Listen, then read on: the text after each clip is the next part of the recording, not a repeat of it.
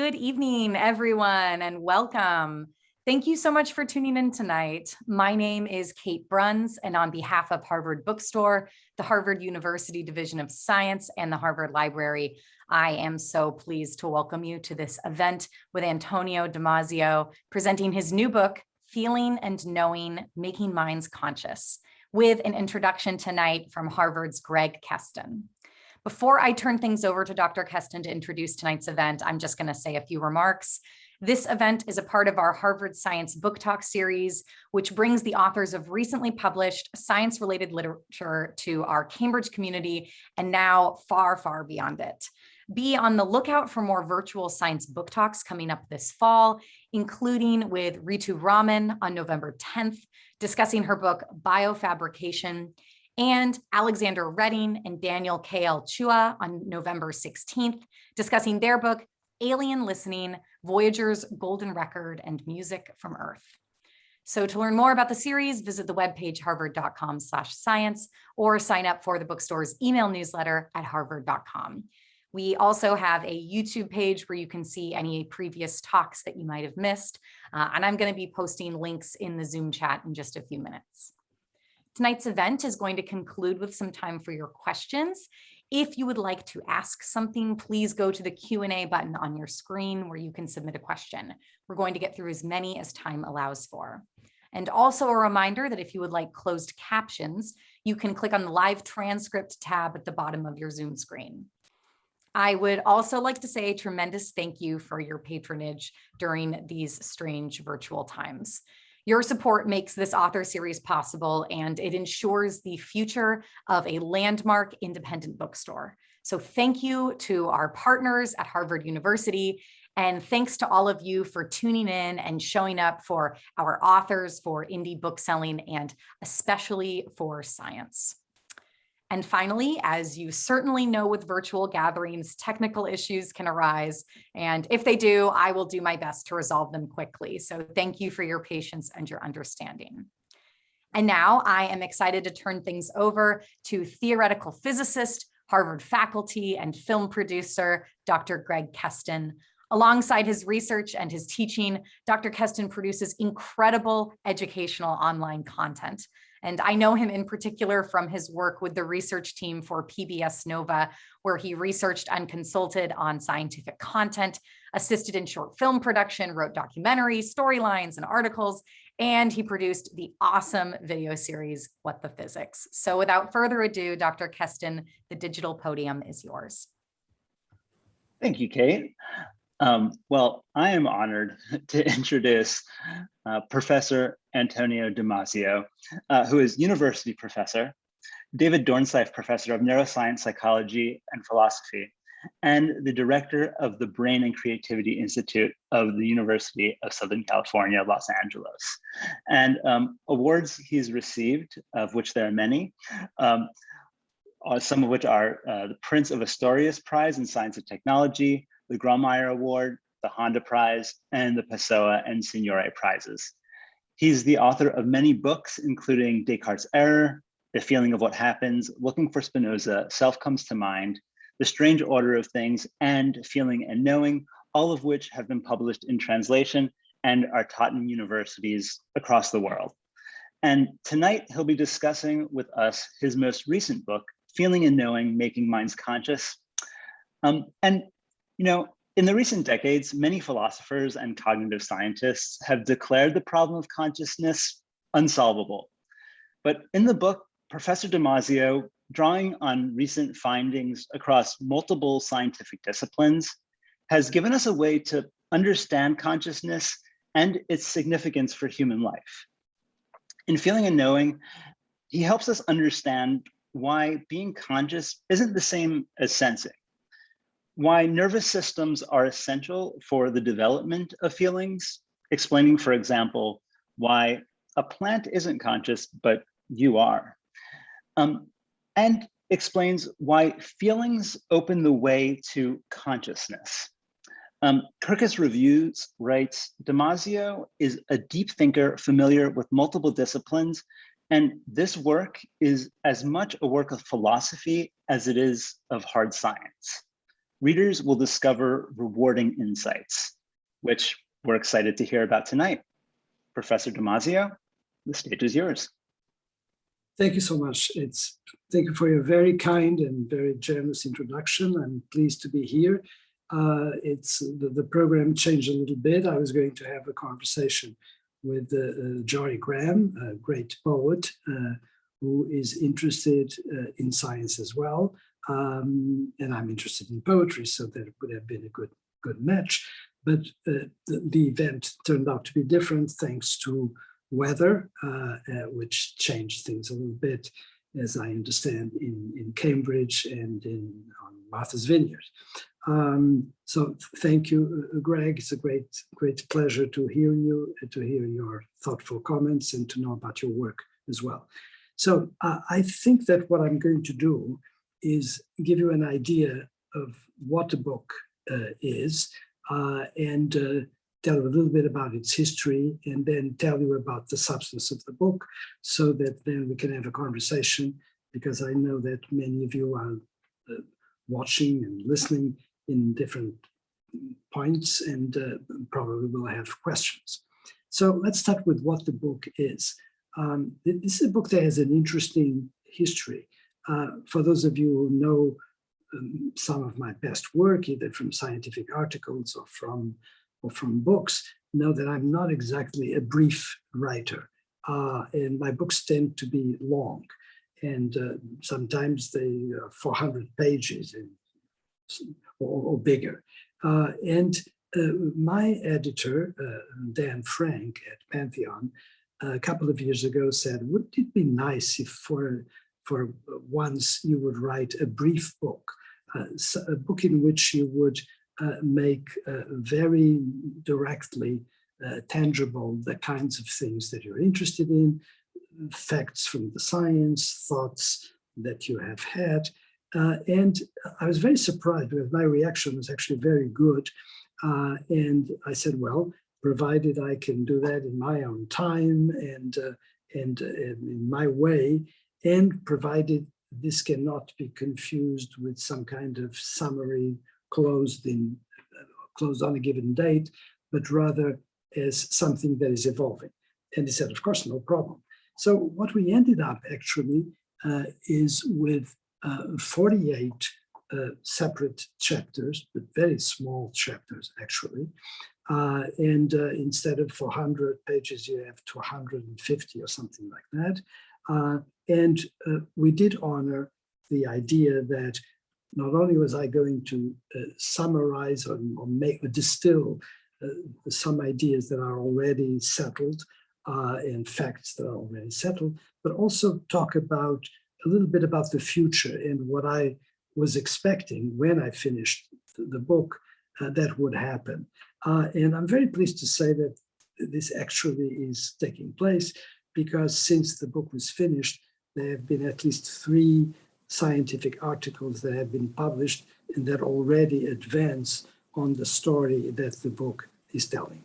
And so I begin by saying that the book is a sort of haiku in the sense that I really tried to chip away at anything that was not essential when I was writing it. Reading it today, which I've been obliged to do a couple of times, I think I could have cut even more and I could have said things differently, but that's of course the plight of all of us that write and publish, is that if we're really honest and smart, we realize that we should do it again, because it's never good, or at least it's never good enough. So with the tribute to my editor, Dan Frank, who came up with the idea, let me start with what the book is about. So first start with the title, Feeling and Knowing, Making Minds Conscious. Well, feeling appears to be rather obvious. Knowing appears to be rather obvious. But what I want is that ampersand between the two. It's feeling really leading to knowing, and after the colon, I'm really saying that feeling and the knowing that it brings is helping make minds conscious. That's really the the aim of this particular book. But let me start with what these words mean. When I use the word feeling, I want to be very clear that you in the audience are not listening to me talk about emotion. And that's it's unfortunate in most circumstances when people use the term feeling, which I use often in very specific ways. What people hear is emotion, because feeling, of course, connects with affect.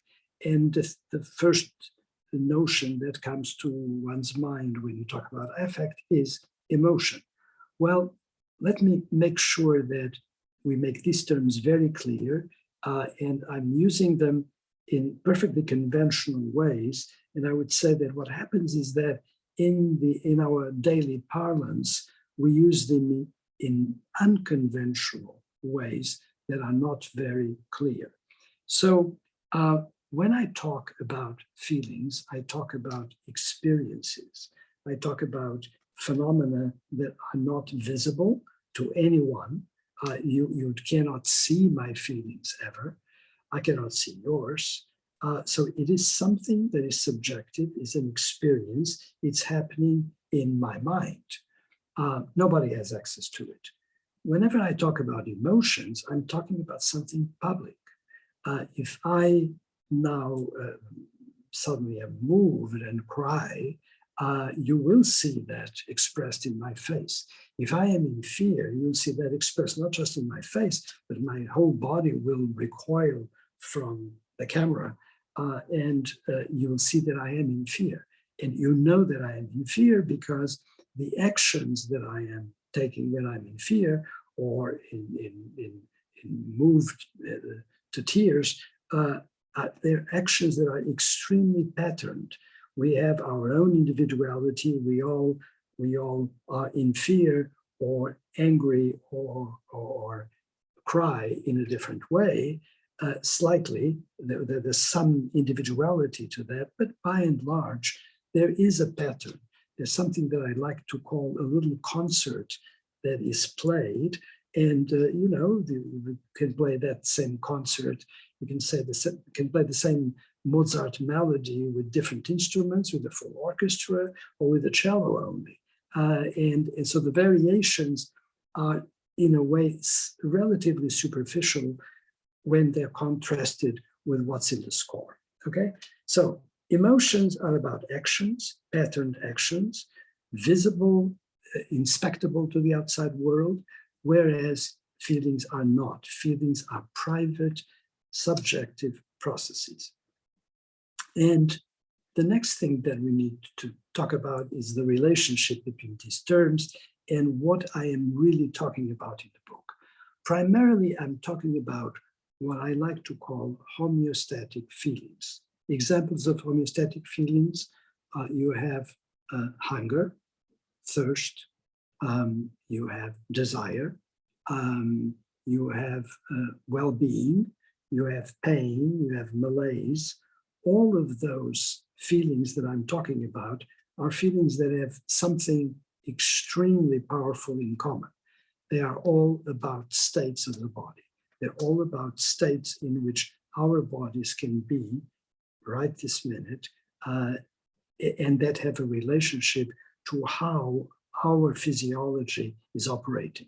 If you are undernourished at the end of the morning and you say, I'm hungry, that means that your energy level is dropping, and in your mind, you have a representation of your body in a particular state where it lacks energy to continue.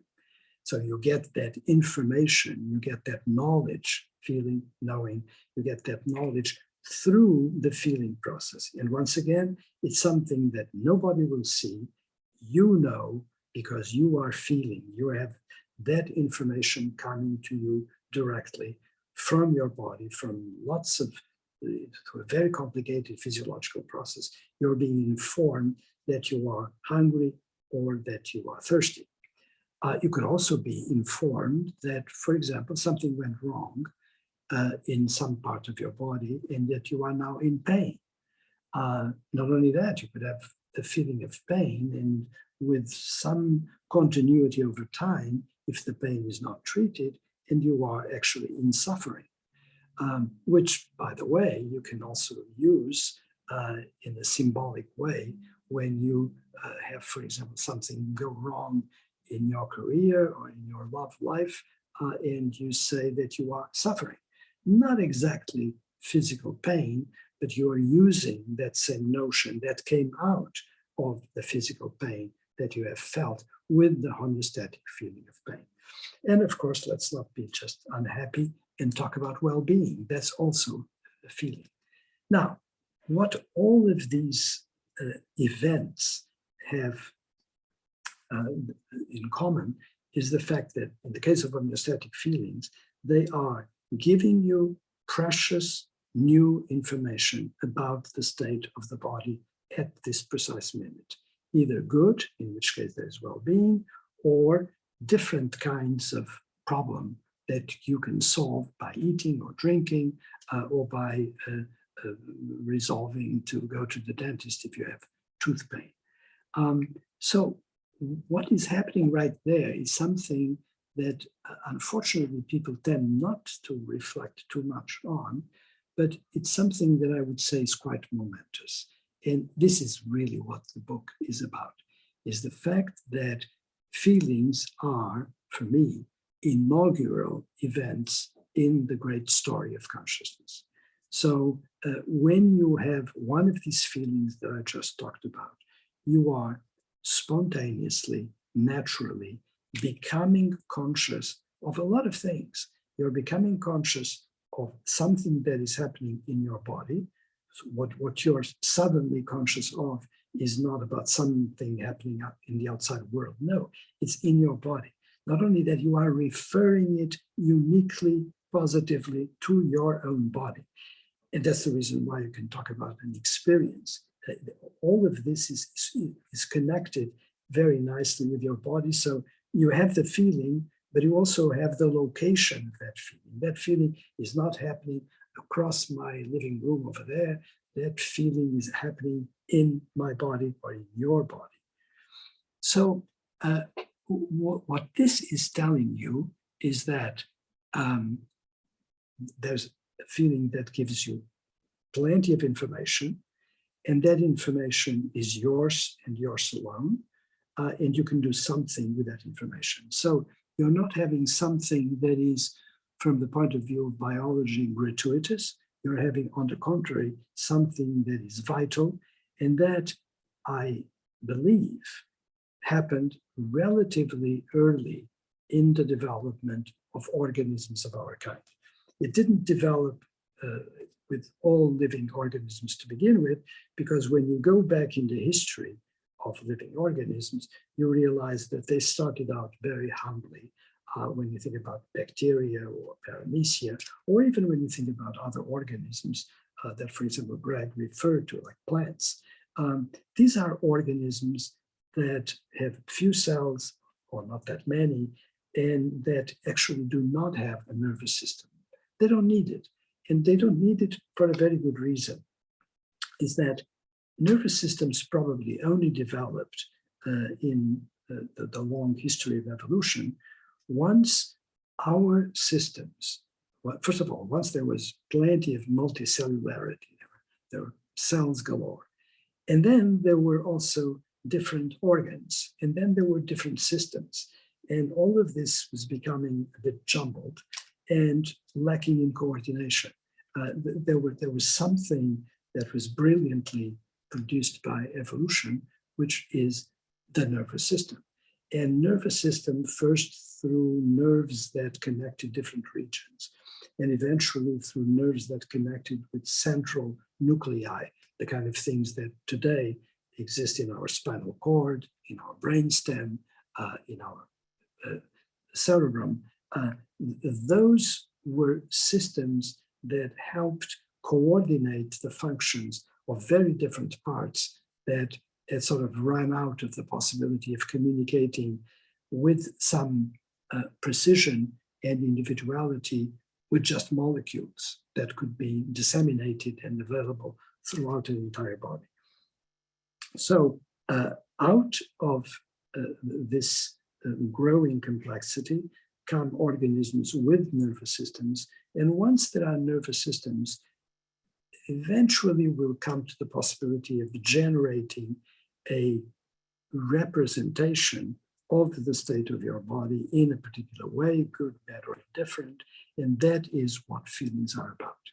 And once again, they are these inaugurations of what eventually becomes consciousness.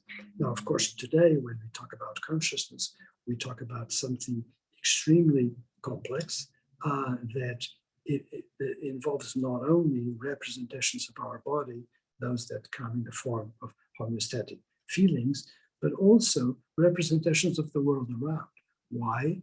Because we have devices such as our retinas and visual systems, or such as our cochlea and auditory system, that allow us to sense what eventually is the material in our vision, or what is the material that we hear in sounds of the world, or music, or what have you.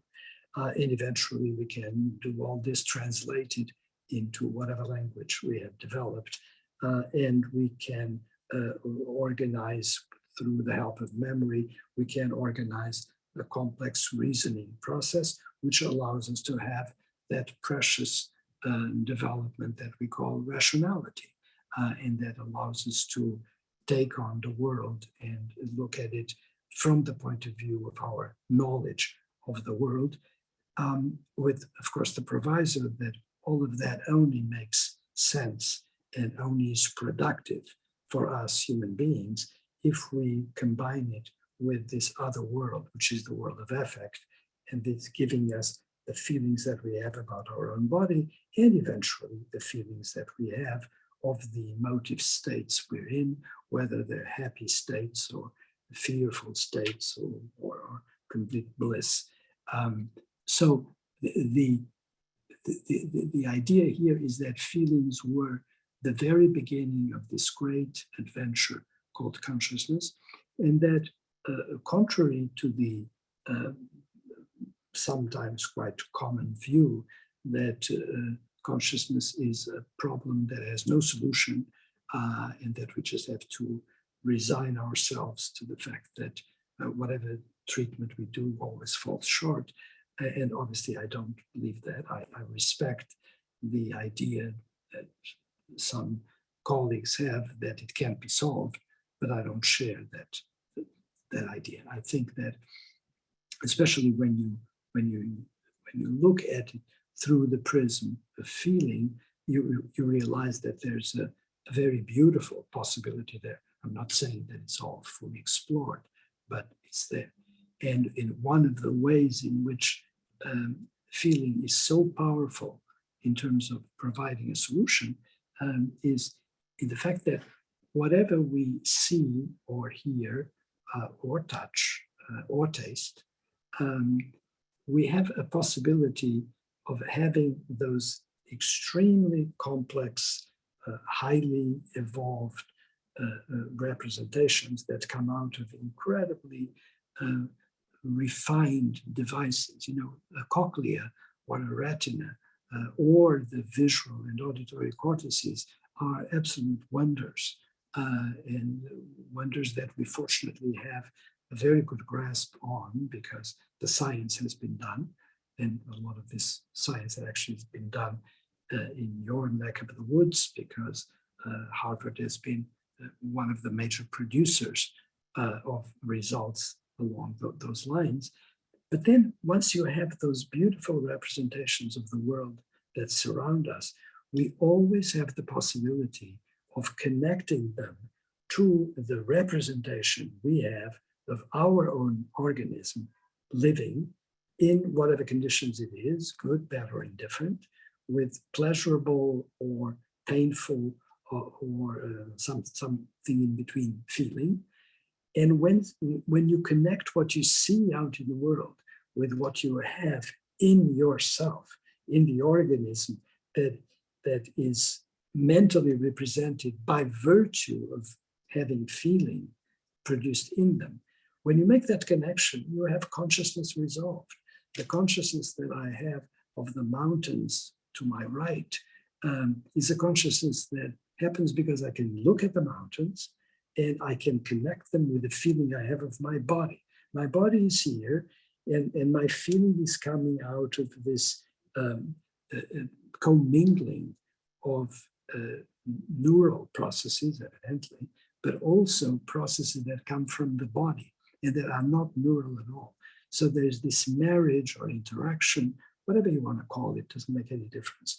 I just want to make sure that you understand that to have a feeling of happiness, or to have a feeling of well-being, or to have a feeling of pain, is not a perception of your body in some kind of state.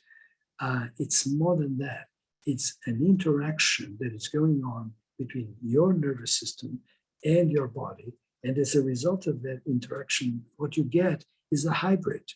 You're not, it's very interesting. If I go back 20 years, I fear to even read what I wrote, say, 30 years ago, because I'm pretty certain that there are things that may be sort of generally acceptable, but in this particular domain are quite incomplete because I did not know then what I know now.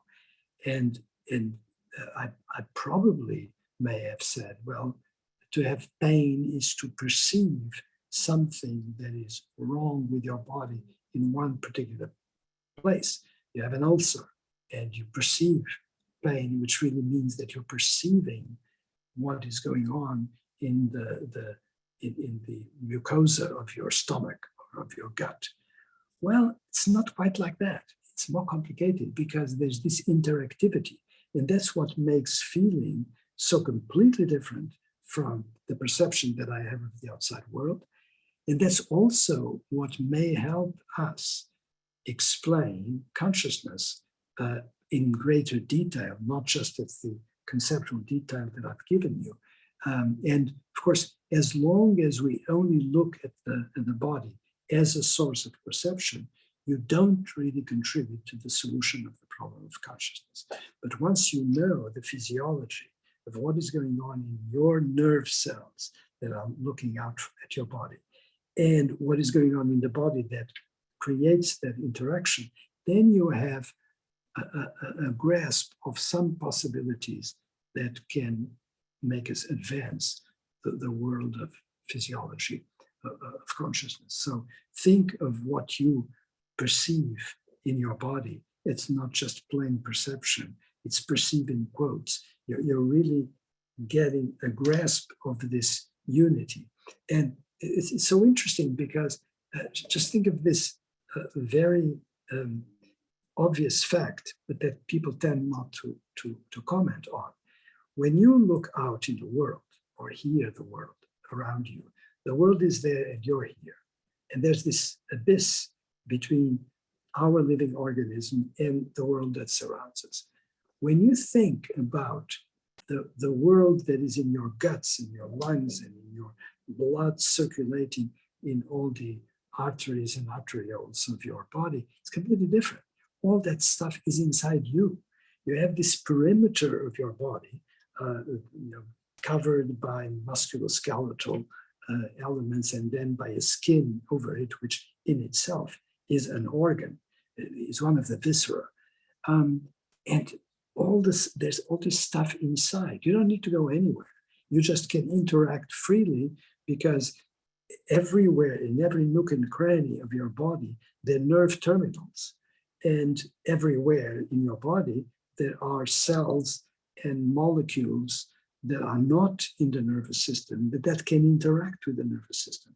So the possibility of this dialogue is not just a possibility, it's there all the time. And that's where you're going to get your feeling, and that's where you're going to get your knowing. And that's why this book is called Feeling and Knowing, and it's about making minds conscious. I think I would, as you probably have noticed, I'm a little bit enthusiastic about this stuff, and I probably could continue talking for an hour, which would mortify my wonderful hosts at the Harvard bookstore. So I'm going to shut up right now and listen or read your questions. Thank you so much. We have a combination of awesome questions coming at me from all directions. So I'm going to do my best to not repeat anything you've said or maybe recap things. Let's see. We have a question from Mark in the audience, Dr. Damasio, who says, are there basic emotions, or what are they, as well as private feelings, and are both contagious through mirror neurons and somatic markers? Very good. Okay, so, it disappeared. Never mind. So there are, yes, I would say that there are basic emotions, and there's a certain repertoire of emotions that is very easy to identify. It's not, I don't want to give the impression that emotions are something completely independent and routine and completely prepackaged, because I think we, not just actors in the theater or film, but we ourselves can modify the way in which our emotions are presented. But the reason why any of us in the audience, me here, you that are helping with this event, but the reason why we look at somebody and can say that that person is sad or joyful, the reason why we look at that person laughing and we're not going to confuse that with crying, is that there is a certain amount of stereotypy in emotions. So while there is room for interpretation, while there's room to, again, I think I had a musical illusion. There's a way of interpreting the emotion, but the core is extremely stereotypical. And then you can have all the variations you want. That's also, by the way, the reason why you very rapidly look at animals that have nothing to do with us in terms of their detailed physiology, or have a lot to do with us, their physiology, but nonetheless they're different. You look at a dog, or you look at an elephant, or you look at a cat, and you normally recognize emotions. And you say, oh, that animal is sad, or that animal is jumping for joy. Why? Because they're, by the way, with different bodies. And yet there's something about the motoric of the animal, certain what they do with their paws or what they do with their faces, that immediately puts in mind a certain emotive pattern. So yes, there are certain patterns of emotion that I would say actually are universal. How far down, I don't know. I'm not sure about picking up on the sadness or joy of fish, but I presume you probably could go there and say something intelligent about it. But there's room for variations. And then all of this has its own effects on the body. And as a result of those effects, we have what I call emotional feelings. So it's very different. It's one thing is to have feelings like thirst or hunger or desire, which are feelings that are the result of representing natural states of the body that have to do with their homeostasis, have to do with the regulation of life in the body. And another thing is to represent movements and a lot of actions that are actually being taken mostly by the musculoskeletal system. Because think about it, when you laugh or when you cry, it's the musculature in your face and in your body, or when you have fear or anger. It's a different system that is giving you those movements. They're still in the body, but they're not in the interior body, the one that has that full circulatory connection through molecules and the bloodstream. So there's room there for a lot of variations. And of course, this has different ages, because once again, when you go to homeostatic feelings, you can recognize them in creatures that are extremely simple. And when you go to the emotions as we understand them, we're thinking mostly of the emotions of humans and the emotions of big animals, where you can recognize through the motoric a certain kind of response. Thank you for the question. Let's have another one. Yeah, we have several questions here about other types of, well, primates in particular. But so we have a question from Bill that asks, do other higher primates, chimps, gorillas, bonobos, have consciousness? And if they don't, how would you describe their experience if they have experiences? So my answer is absolutely, I think they have consciousness. Now, if you want me to prove that, I can go through a lot of exercises to prove that for you. But I would say, yes, they have consciousness. It would be unthinkable if anybody has a dog or a cat or an elephant at home, I can guarantee you that you look at those creatures and you realize that they are conscious. And they are. They're conscious in the way they behave. They're conscious the way they look at something, and you recognize through the acts of that particular animal that something was understood about the surroundings, something was even understood about the connection to you. And of course, that would not have happened if they were not conscious. So I think that they, just like us, have a possibility of representing their selves. Those selves are being represented thanks to that world of feeling, because they have, the anatomy is on the surface very different, but in the end, extremely similar. You have the same arrangement, you have structures of the interior in different viscera. You then have muscles, you have muscles that move bones, you have nerve endings that bring information about all this into the central nervous system. You have the responses from the central nervous system towards all of these organs, so that you can close this conversation and have a dialogue that goes from the brain to every part of your body, and from every part of your body to the brain. So the idea that they would not have feelings is absolutely anathema. They do. And that, by the way, is very important, because of the way we have to face something that we, as owners of the earth, so-called, have done very wrong, which has to do with the way animals are treated. And there's clearly the way animals, or plants for that matter, are treated, and in some cases abused, is not correct. And it becomes very important for you to know that those creatures have feelings, because once again, it's through feeling and through the possibility of doing something that is harmful to those animals that you're going to get into the possibility of suffering.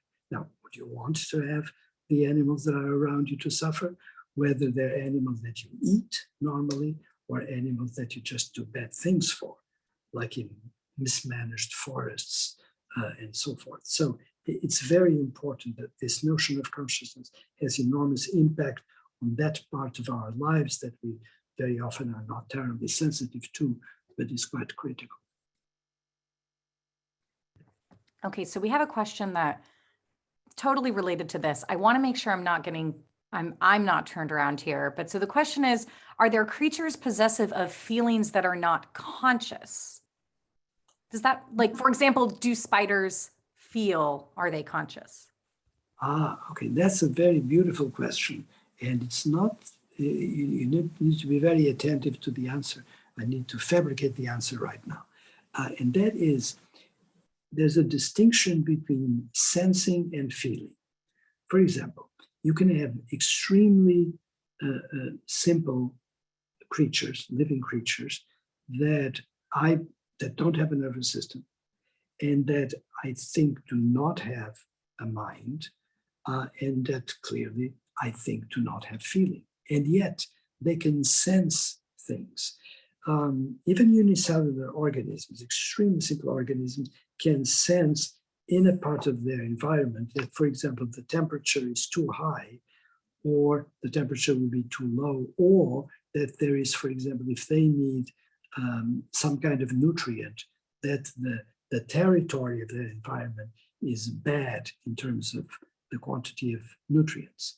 So that is not feeling, because I think that what is happening there is a detection. The word sensing is already a little bit loaded, because sensing senses, the language is just not clear enough. And we have all the baggage of our culture that gives it special meanings. But detection is clearly good, because you can have detection actually for a living creature as well as for an artificial creature that detects, a robot that detects the presence of something.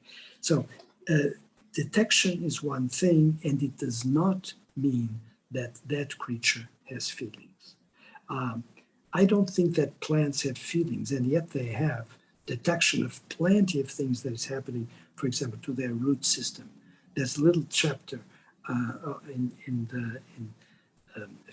Feeling and Knowing, which is actually about plants, and they can detect, for example, the presence of water or the lack of water, and they can orient the roots under the ground. You don't see that, but the roots are going to go in a certain direction until they find a place there's water.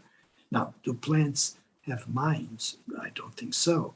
But yet they have the sense, they share with us, not only are they alive and they need to maintain the cells of their bodies, but they have this possibility of sensing what's in their environment and responding accordingly. I see the plants in my own room do that on a regular basis. Yeah. There you go.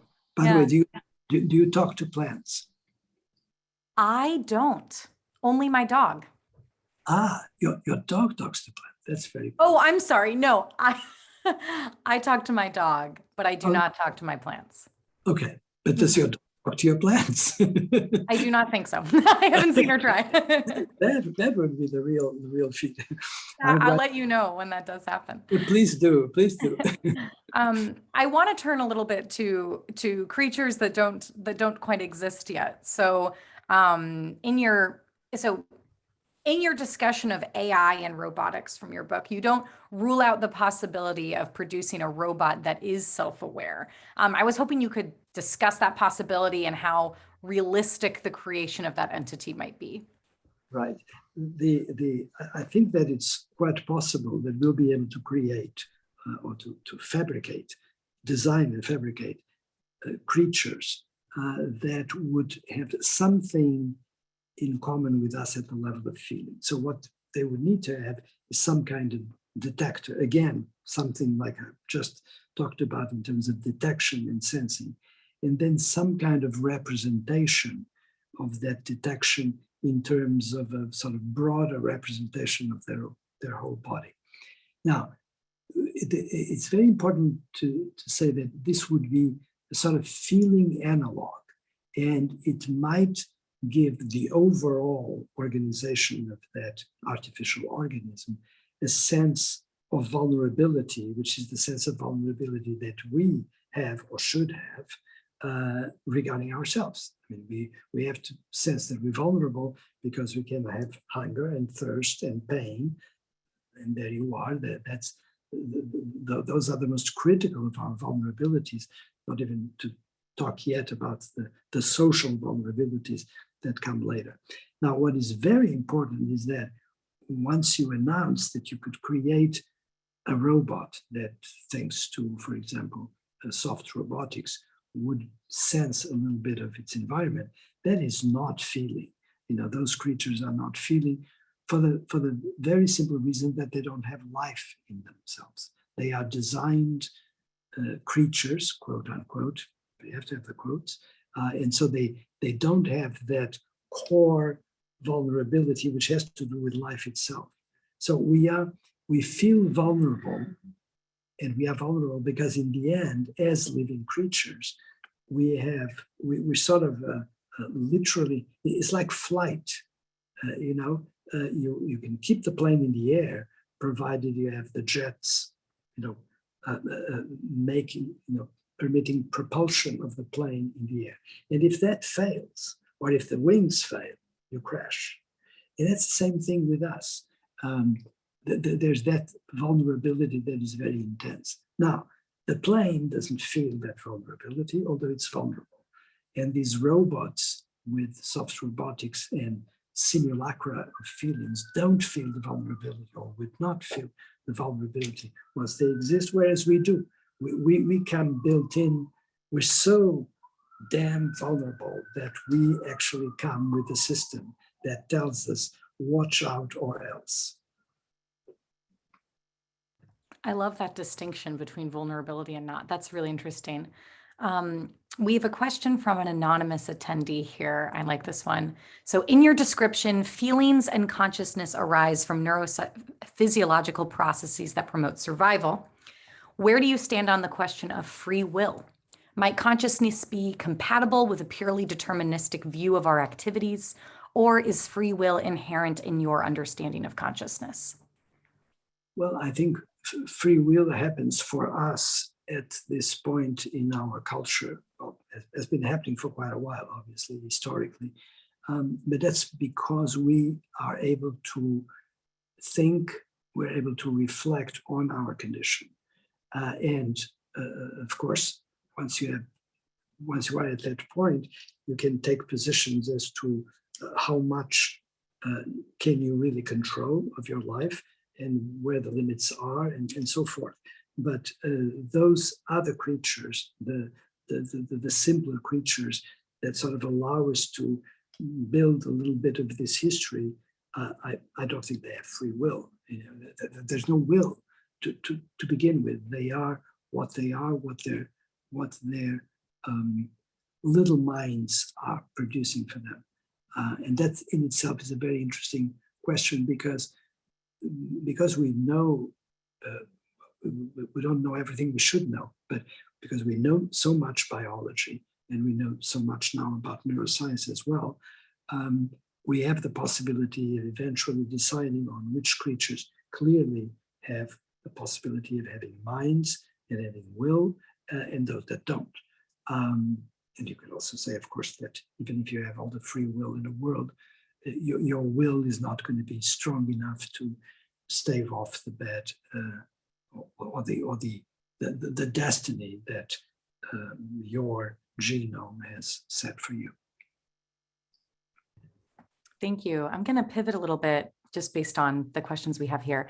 Alice is asking, could you speak to feelings in a post-trauma situation and the possibility of feeling numb? That's a very interesting question. What I can say, and I'm not at all a specialist in this area, as obviously the person who asked that question must have quite a lot of knowledge and interest in this area. And as you probably know, there are specialists that will deal with trauma and have all of the right analysis and the possibilities of intervention. By the way, I'm a neurologist, but I was never specialized in that particular area, which neurology and psychiatry and psychology have quite a lot to contribute to. But when I hear about the notion of numbness, which you encounter all the time from people that have had severe trauma, you talk sometimes to a friend that has been through some horrible experience and I feel numb. And what I see there is a reaction, an adaptation. So our brains are, of course, extremely plastic, and our brains and bodies in their interaction are extremely plastic. And once you have a certain level of pain, which may, by the way, be tolerated differently by different people, there's a certain point in which things shut down, and they shut down for your own good. So for your own good, you're not going to be feeling much. And by being numb, by shutting down the emotive effects of new experiences, you are shutting down at the same time both the good experiences and the possibility of more bad experiences, which of course our systems, being extremely intelligent to begin with, are going to want to avoid. So you want to get numb because you want to avoid more suffering. You want to avoid more trauma. It's very interesting how the I use the word intelligence there, and I want something that I discuss in the book and may be interesting for the listeners is this idea of multiple intelligences. Not in the for example, Howard Gardner used to talk about multiple intelligences, and that's in a different sense. It has to do with the different capabilities, the different specialties of our intelligence.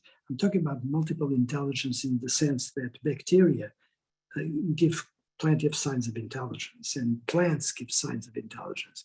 And what it really means is that they are capable of orienting their lives in what appears to be a smart way, even if it's not a smart way that they're deliberating on, because they don't know that they're being intelligent.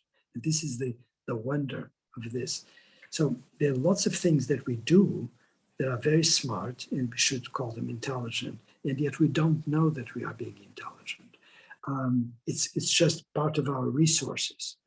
Now, when somebody asks me, are you going to that Halloween party that you were invited to? And I say, no, actually, I'm not. I'm being intelligent in a very conscious way because I'm going to avoid that party for a variety of risks, real or perceived, and then I'm thinking about it. But that's very different from what the plant does when it sort of pushes up in the air or projects a root under the ground. Okay, we have a question from Jacob here. Do you draw any inspiration in studying this from religious connections? This is a topic undeniably tied to both religion and science. Where do you draw that line?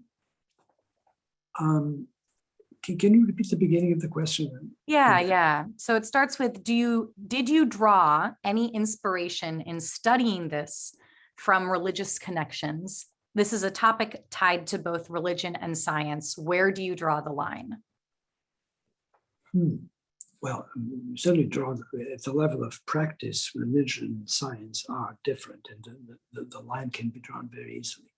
I like your idea that some of the inspiration, quote unquote, could have been drawn from some conception of religion, because, of course, religion is constantly reminding us of good and bad states and of the possibility of managing good and bad states intelligently. So if you have good things, prize those good things and be careful about how you use or misuse them.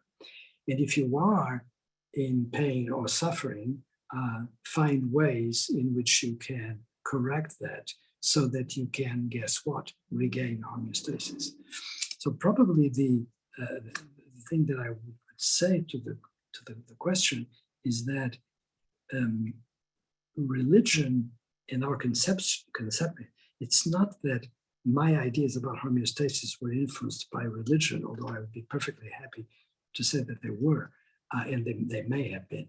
But certainly religion has been drawn from homeostasis. It's our state, is our confrontation with our own suffering that constantly asks us to find ways of alleviating that suffering. And through and through, religion was a way of alleviating that suffering as it developed, and it continues to be for many people. So I think that the connections there are quite close. It's interesting that it can go in one way or another. Absolutely. Yeah, my mother sees that in the field of medicine a lot. She deals with end-of-life care, and you get the same type of back and forth.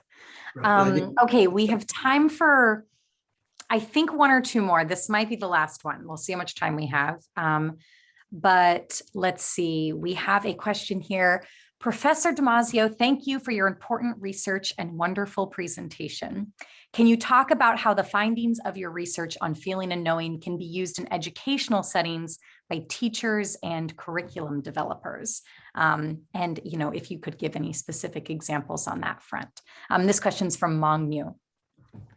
Very good. Well, thank you for the question. Well, I think that the field of education, as you know, you're probably an educator, and there's constant movement in that field. We're constantly finding out that the way we are teaching is not ideal, and that there are different ways in which we can approach teaching. And of course, we have the big complication that teaching has all of these levels.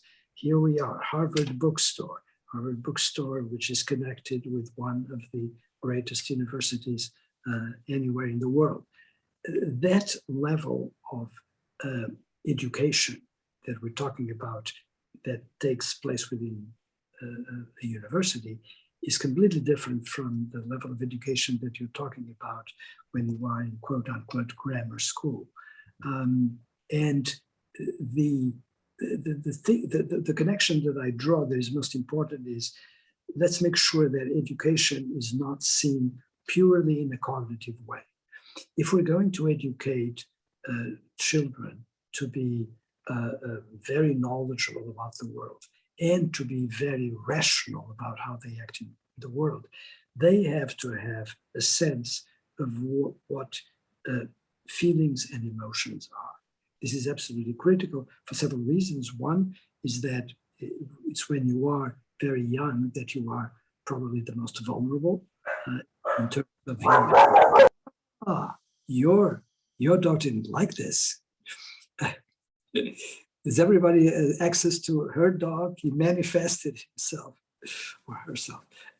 Anyway, so it's very important to make sure that in the field of education, you don't just address the issues of cognition, the issues of enlarging your bank of knowledge and the possibility of reasoning clearly and logically over the facts, but also take care of the facts that are from our primary biology and that are going to be there whether we want it or not, when we are solving any problem in our lives, when we are being whatever kind of professional we end up being. And if you don't have that coalition, you're not going to be a very complete human being, and you're probably not going to be very good to yourself and to others around you. You need to have those two together. And I'm sure you as an educator is quite aware of this. Well, thank you so much. That we are at time. There were so many more questions sitting here that I wish I could ask you about everything under the sun. But thank you so much for joining us, Dr. Damasio. I'm very pleased to have joined. Thank you very much. Thank you, Greg, as well. Thank you, Kate. And it was wonderful to answer your questions. And I hope what you didn't get to ask, you can get by reading the book. Absolutely. Or listening to the book, which you can do too. Or listening. Greg was just saying that he listened to the book and loved it like that too. Yeah. Well, thank you everyone for joining us this evening. If you would like to learn more, as we've said, copies of Feeling and Knowing are for sale on harvard.com via the links that I provided. So on behalf of Harvard Bookstore, the Harvard Division of Science, and the Harvard Library, have a great evening, keep reading, and please be well. Thank you. Thank you very much.